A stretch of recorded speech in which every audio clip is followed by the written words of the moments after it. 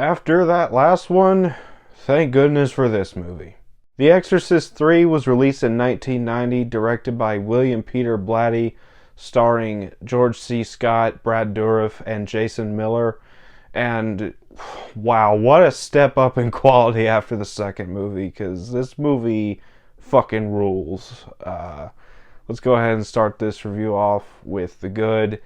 And unlike the last movie in this series, this movie has a lot to love about it. First of all, you got George C. Scott in this movie, and he's pretty much the main character, and he's really great here.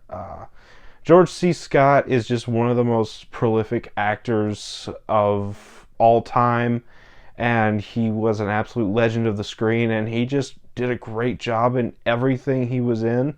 And this movie's no exception. He was really great here. And then you also have Jason Miller back as Karras in this movie. And I think this was the last role he did before he passed away. I can't remember, but it was at least one of the last ones. But it was really great to see him back as Karras. I thought he did a really great job. And just like with the first movie, he just nailed his performance here.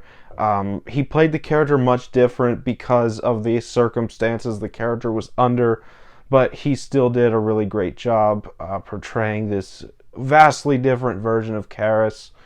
And finally, you have Brad Dourif in this movie, and he's pretty much like the main villain spirit or whatever in this movie. And he's really great as well. A lot of people know Brad Dourif from the Chucky films, and he's iconic in those, and he was also in Rob Zombie's Halloween films.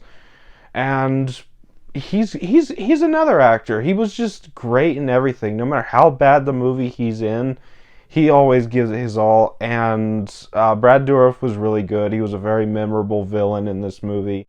And yeah, I really love all three of those performances in this movie. I really love the chemistry between George C. Scott and Jason Miller, and also the chemistry between George C. Scott and Brad Dourif when they talk with each other.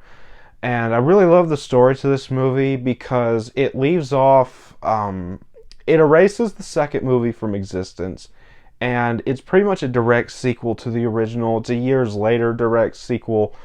And it's revealed that Father Karras survived the ending of the first movie, and he's now possessed in a mental ward.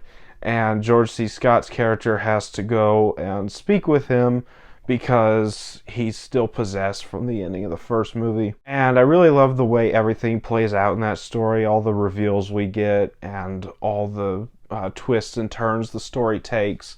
It's just really, really great. And this movie brought back the creepy atmosphere from the first movie. Now, I do prefer the atmosphere from the first movie, but this movie really managed to bring back the creep factor and the shock that the original movie had. And I really, really appreciate that, because after that second one had nothing going for it in any sense, just really, really great to see a movie where they care. They care about making atmosphere. They care about building these characters.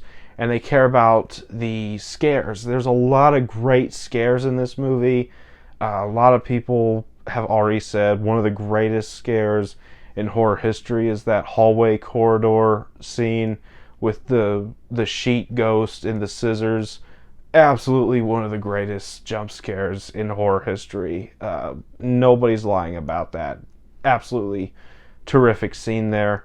And the score was absolutely terrific as well. I love how it utilized the original score from the original movie, the original theme, but also implemented some new score elements. And I really loved how they handled all of that. And the camera work is absolutely gorgeous in this movie. And that's about all for the good. On to the bad. And there's one thing. While I was happy to get Jason Miller back as Father Karras in this movie, I still think it's a bit of a cop-out to have him still be alive in this movie. I've always had an issue with that little aspect of it. I don't know what it is. I just feel like it I don't know, sort of cheapens his sacrifice at the end of the first movie, but that's about all for the bad. On to final thoughts. Like I said many times, this was much needed after the second movie because that movie was just awful. So, yeah, Exorcist 3, one of the greatest horror sequels of all time, great atmosphere, and I'm going to give it a 9 out of 10. So that was my thoughts on The Exorcist 3. Have you seen this movie? Let me know down in the comments what you thought about it if you have seen it. As always, if you enjoy this video, don't forget to like, comment, subscribe, and I'll see you all next time.